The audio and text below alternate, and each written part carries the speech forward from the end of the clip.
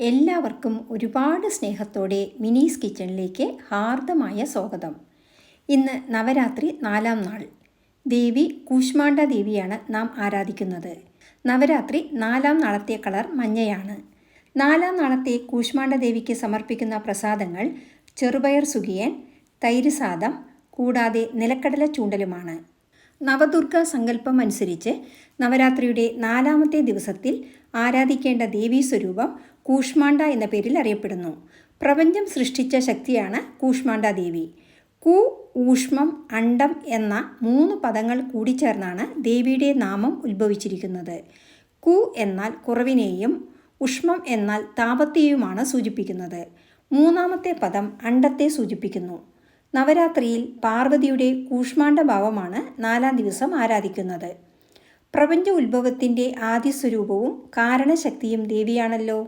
സൃഷ്ടിക്ക് മുമ്പ് ദേവിയിൽ നിന്നും ഉത്ഭവിച്ചതായ ദിവ്യമായ പ്രകാശം സർവ്വലോകങ്ങളിലും വ്യാപിച്ചു. പിന്നീട് ആ പ്രകാശം സർവ്വചരാചരങ്ങളിലും പ്രവേശിച്ചു തിളങ്ങി. മഹാതേജസ്വിനിയായ ദേവിക്ക് അഷ്ടഭുജങ്ങളുണ്ട്. കമണ്ഡലു, ധനുസ്, ബാണം, പുഷ്പം, അമൃതകലശം, ചക്രം, ഗദ, ജപമാല എന്നിവ ധരിച്ച് ദേവി പരിലസിക്കുന്നു. വീഡിയോയിലേക്ക് പോകുന്നതിന് മുമ്പ് നിങ്ങൾ ആദ്യമായിട്ടാണ് ഈ ചാനൽ കാണുന്നതെങ്കിൽ ഒന്ന് സബ്സ്ക്രൈബ് ചെയ്ത് താഴെ കാണുന്ന ബെൽ ബട്ടണിലെ ആൾ എന്ന ഓപ്ഷൻ കൂടി ഇനേബിൾ ചെയ്യണേ. എന്നാലേ നമ്മളിടുന്ന വീഡിയോസിൻ്റെ തുടർ നോട്ടിഫിക്കേഷൻ നിങ്ങൾക്കുടനെ ലഭിക്കുകയുള്ളൂ. അപ്പോൾ ആദ്യം സുഖിയൻ തയ്യാറാക്കാം. ഇതിന് 1 കപ്പ് ചെറുപയർ കഴുകി 10 മണിക്കൂർ കുതിർക്കാൻ വയ്ക്കുക. കുതിർത്ത ചെറുപയർ ഒരു കുക്കറിലേക്കിട്ട് വേവുന്നതിനാവശ്യമായ വെള്ളമൊഴിച്ച് 2 വിസിൽ വരെ വേവിക്കുക. ഗ്യാസ് ഓഫ് ചെയ്ത് കുക്കർ തണുത്തതിന് ശേഷം തുറന്ന് ഒരു പാത്രത്തിലേക്ക് മാറ്റി വയ്ക്കുക. ഇനി ഗ്യാസ് കത്തിച്ച് ഒരു പാൻ വയ്ക്കുക. പാനിലേക്ക് 1 കപ്പ് ശർക്കരപ്പൊടി ചേർക്കുക. സാദാ ശർക്കരയാണ് ചേർക്കുന്നതെങ്കിൽ ശർക്കരയും വെള്ളവും കൂടി തിളപ്പിച്ച് അരിച്ച് ഒഴിക്കണം. കല്ലും മണ്ണും ഇല്ലാത്ത ശർക്കരയാണെന്ന് ഉറപ്പുണ്ടെങ്കിൽ മാത്രം ഡയറക്റ്റായി ചേർക്കാവുന്നതാണ്.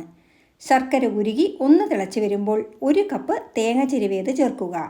ഇനി നല്ലപോലെ ശർക്കര പാനിയിലേക്ക് ഇളക്കി യോജിപ്പിക്കുക. ഒന്ന് കുറുകി വരുമ്പോൾ നല്ലപോലെ വേവിച്ച പയറിട്ട് ഇളക്കുക. പയർ വേവാതിരുന്നാൽ ഉരുണ്ട പിടിക്കാൻ ബുദ്ധിമുട്ടാകും. ഉരുണ്ട പൊട്ടിപ്പോവുകയും ചെയ്യും. ശർക്കര പാനിയിൽ പയറിട്ടാൽ പിന്നെ പയർ വേവില്ല. വേവാത്ത പയർ ചേർത്താൽ പയർ ഉടഞ്ഞു വരാതെ കല്ലുപോലെ കിടക്കും. ഇനി ഇതിലേക്ക് 1 സ്പൂൺ ഏലയ്ക്ക പഞ്ചസാര ചേർത്ത് പൊടിച്ചത് ചേർത്ത് കൊടുക്കുക. ഏലയ്ക്ക പെട്ടെന്ന് പൊടിഞ്ഞു കിട്ടാനാണ് പഞ്ചസാര ചേർത്ത് പൊടിക്കുന്നത്. 1 സ്പൂൺ നെയ്യ് കൂടി ചേർത്താൽ സ്വാദ് ഒന്നുകൂടി വർദ്ധിക്കും. കുറുകി നല്ലപോലെ വെള്ളം വറ്റിയാൽ ഗ്യാസ് ഓഫ് ചെയ്യാം. ഇനി ഇത് തണുക്കാൻ വയ്ക്കാം. നല്ലപോലെ ആറിയ ശേഷം പയർ ഉരുട്ടിയെടുക്കുക. ഇനി മേൽമാവിന് സാധാരണ മൈദാമാവ് കലക്കിയാണ് സുഖിയൻ ഉണ്ടാക്കാറ്. എന്നാൽ അതിൽ നിന്നും വ്യത്യസ്തമായി 2 കപ്പ് അരിയും 1/4 കപ്പ് ഉഴുന്നും 4 മണിക്കൂർ കുതിർത്ത് ഉപ്പ് ചേർത്ത് അരച്ച മാവിലാണ് സുഖിയൻ തയ്യാറാക്കുന്നത്. നമ്മൾ ഇഡ്ലി മാവിന് അരച്ച മാവിലും ഇത് തയ്യാറാക്കാം. പുളിച്ച ഇഡ്ലി മാവ് യൂസ് ചെയ്യരുത്. മാവ് അരച്ച ഉടനെ ഉണ്ടാക്കുക. അരച്ച മാവിൽ നിന്നും 4 തവിയെടുത്ത് ഒരു ചെറിയ പാത്രത്തിലേക്ക് മാറ്റുന്നുണ്ട്. സോഡാപ്പൊടി ഓപ്ഷനിലാണ്, വേണമെങ്കിൽ ചേർത്ത് കൊടുക്കാം. അതുപോലെ മഞ്ഞ കളർ വേണമെന്നുണ്ടെങ്കിൽ 1/4 സ്പൂൺ മഞ്ഞൾപ്പൊടി മാവിൽ ചേർത്ത് കൊടുക്കുക. അതെല്ലാം അവരവരുടെ മനോധർമ്മത്തിനനുസരിച്ച് ചെയ്യാവുന്നതാണ്. ഇനി സുഖിയൻ പൊരിച്ചെടുക്കാം.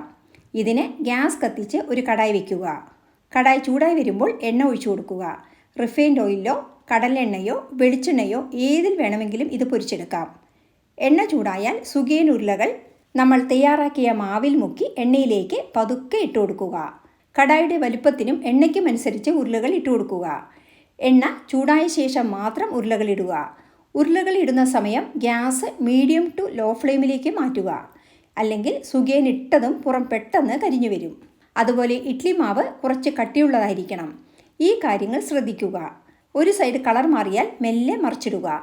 2 സൈഡും ലൈറ്റ് ഗോൾഡൻ കളർ ആവുമ്പോൾ കോരി മാറ്റാം. വളരെ സ്വാദിഷ്ടമായ സ്പെഷ്യൽ സുഖിയൻ റെഡി. ഈ രീതിയിലൊന്ന് ഉണ്ടാക്കി നോക്കൂ. ആദ്യ പ്രസാദമായ സുഖിയൻ തയ്യാറായി. ഇനി രണ്ടാമതായി നമ്മൾ ഉണ്ടാക്കുന്നത് തൈര് സാദമാണ്.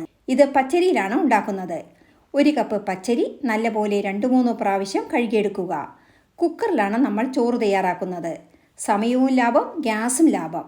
1 കപ്പ് അരി കുക്കറിലേക്കിട്ട് 1.5 കപ്പ് വെള്ളം ഒഴിച്ചു കൊടുക്കുക. ഇനി കുക്കർ അടച്ച് 1 വിസിൽ വരെ വേവിക്കുക. ഗ്യാസ് ഓഫ് ചെയ്ത് കുക്കർ തണുക്കാൻ 10 മിനിറ്റ് വയ്ക്കുക.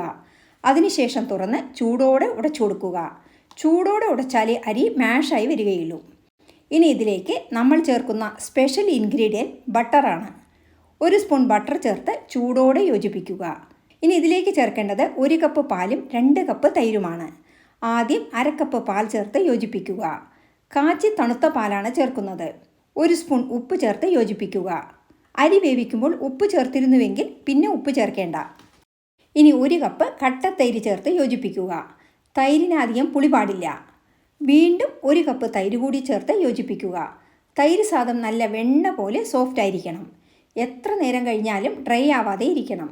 അതിനനുസരിച്ച് കട്ടത്തൈര് ചേർക്കുക. തൈരിനനുസരിച്ചാണ് തൈര് സാദത്തിൻ്റെ സ്വാദുണ്ടാവുക.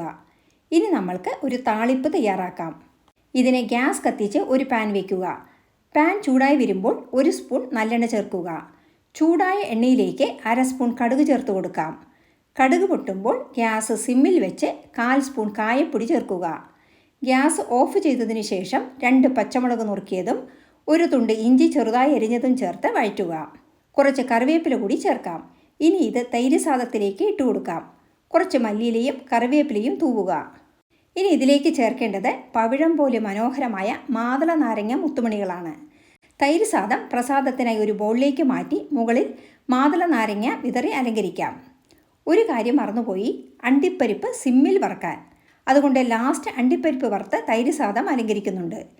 ബാക്കിയുള്ള അണ്ടിപ്പരിപ്പ് പ്രസാദത്തിന് എടുത്ത ശേഷമുള്ള തൈര് സാദത്തിലിട്ട് ഇളക്കി യോജിപ്പിക്കുക. തൈര് പോരാ എന്നുണ്ടെങ്കിൽ അതിനനുസരിച്ച് ചേർക്കാവുന്നതാണ്. മാതള മുത്തുകളിട്ട് യോജിപ്പിക്കാം. ഇനി ഇതൊരു ബൗളിലേക്ക് മാറ്റാം. തൈര് സാദം ആഴ്ചയിൽ ഒരിക്കലെങ്കിലും ഉണ്ടാക്കി കഴിക്കുന്നത് വളരെ നല്ലതാണ്. ഹോസ്റ്റലിലും ഒറ്റയ്ക്ക് താമസിക്കുന്നവരും മോര്, തൈര് എന്നിവ ഉപയോഗിക്കാതെ സ്പൈസി ഫുഡ്സും ജങ്ക് ഫുഡ്സും കഴിച്ച് വയറിൽ ദഹന സംബന്ധമായ പ്രശ്നങ്ങൾ, അൾസർ എന്നിവ വരാൻ ഇവർക്ക് സാധ്യത കൂടുതലാണ്. തൈരും മോരും നല്ലൊരു പ്രോബയോട്ടിക് ആണെന്ന് എല്ലാവർക്കും അറിയാമല്ലോ. ദഹനത്തിന് സഹായിക്കുന്ന നല്ല ബാക്ടീരിയകൾ നമ്മൾക്ക് ആവശ്യമാണ്. ഫൈബർ ഇല്ലാതെ പോഷകരഹിതമായ ഭക്ഷണം കഴിക്കുന്നത് വഴി വയറിൽ പലതരത്തിലുള്ള പ്രശ്നങ്ങൾ ഉടലെടുക്കും. നമ്മുടെ കുട്ടികൾ വല്ലപ്പോഴുമൊക്കെ ഹോട്ടൽ ഫുഡ്സും ജങ്ക് ഫുഡ്സും കഴിച്ചോട്ടെ. അതിനോടൊപ്പം ഇങ്ങനെയുള്ള പരമ്പരാഗതമായ ഹെൽത്തി ഫുഡ്സ് കൂടി ശീലിപ്പിക്കുക. തൈര് സാദം പോലെയുള്ള ഭക്ഷണം കഴിക്കുന്നത് ഒരു പോരായ്മയായിട്ടാണ് ഇന്നത്തെ തലമുറ കാണുന്നത്. അവർക്ക് അതിൻ്റെ നല്ല വശങ്ങൾ പറഞ്ഞു കൊടുക്കുക. മാതള നാരങ്ങ ചേർക്കുന്നത് കൊണ്ട് രക്തശുദ്ധീകരണത്തിനും അനീമിയ പോലുള്ള അവസ്ഥ വരാതിരിക്കാനും സഹായിക്കും. കുട്ടികളെ കുറ്റം പറയാതെ ചെറുപ്പത്തിലെ അമ്മമാർ ഇങ്ങനെയുള്ള ഫുഡുകൾ അവരുടെ ഭക്ഷണശീലത്തിൽ ഉൾപ്പെടുത്തുക. ഇന്ന് നോൺ വിഭവങ്ങളില്ലെങ്കിൽ കുറച്ചിലായിട്ടാണ് പലരും കാണുന്നത്. ആ രീതി മാറ്റേണ്ടതാണ്. നല്ല ഭക്ഷണത്തിലൂടെ നല്ല മനസ്സും അതിലൂടെ നല്ല ആരോഗ്യവും ഉണ്ടാവുകയുള്ളൂ. ആരോഗ്യം എന്നത് ശാരീരിക ആരോഗ്യം മാത്രമല്ല, മാനസിക ആരോഗ്യം കൂടിയാണ്. പറഞ്ഞ് കാടുകയറി എന്നാണ് നിങ്ങൾ ചിന്തിക്കുന്നതല്ലേ? അപ്പോൾ ഇന്നത്തെ രണ്ടാമത്തെ പ്രസാദമായ തൈര് സാദവും റെഡി.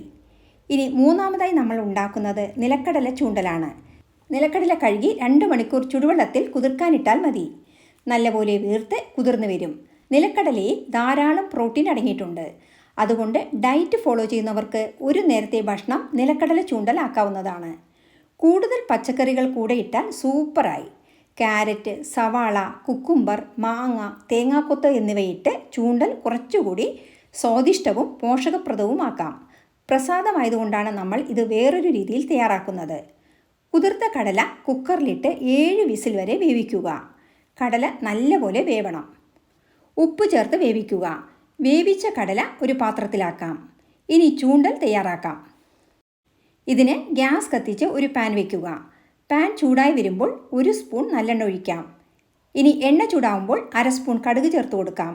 കടുക് പൊട്ടുമ്പോൾ 2 വറ്റൽമുളക് 2ആയി മുറിച്ചതും കുറച്ച് കറിവേപ്പിലയും ചേർക്കുക. ഗ്യാസ് സിമ്മിൽ വയ്ക്കുക. ഇനി ഇതിലേക്ക് 1/4 സ്പൂൺ കായപ്പൊടിയും 1/2 സ്പൂൺ മുളക് പൊടിയും ചേർക്കുക. ഇനി ഇതിലേക്ക് ഉപ്പ് ചേർത്ത് വേവിച്ച കടലയിട്ട് കൊടുക്കുക. നല്ലപോലെ ഇളക്കി യോജിപ്പിച്ചതിന് ശേഷം തേങ്ങ ചിരവിയത് 2 സ്പൂൺ ചേർക്കുക. ആംചൂർ പൗഡർ വേണമെങ്കിൽ ചേർക്കാം. മാങ്ങ ഉണക്കി പൊടിച്ചതാണ് ആംചൂർ പൗഡർ. ഇത് ഷോപ്പുകളിൽ വാങ്ങിക്കാൻ കിട്ടും. ഇതിന് പകരമായി മാങ്ങ ചെറുതായി നുറുക്കിയും ഉപയോഗിക്കാം. നല്ല സ്വാദിഷ്ടമായ നിലക്കടല ചൂണ്ടൽ റെഡി. ഇന്നത്തെ പ്രസാദങ്ങളെല്ലാം തയ്യാറായി കഴിഞ്ഞു. ഇനി നമ്മൾക്ക് വിളക്ക് കൊളുത്തി നിവേദ്യങ്ങൾ ദേവിക്ക് സമർപ്പിക്കാം. എല്ലാവർക്കും ആരോഗ്യവും നന്മയും ഉണ്ടാവട്ടെ എന്ന് ആത്മാർത്ഥമായി പ്രാർത്ഥിക്കുന്നു. ഇന്നത്തെ റെസിപ്പികൾ ഇഷ്ടമായ ലൈക്ക് ചെയ്യാനും ഷെയർ ചെയ്യാനും കൂടാതെ സബ്സ്ക്രൈബ് ചെയ്യാനും മറക്കില്ലല്ലോ. നിങ്ങളുടെ വിലയേറിയ അഭിപ്രായങ്ങൾ താഴെ കമൻറ്റ് ബോക്സിൽ രേഖപ്പെടുത്തുമല്ലോ. വീണ്ടും മറ്റൊരു നല്ല വിഭവവുമായി കാണാം. Thanks for watching and supporting.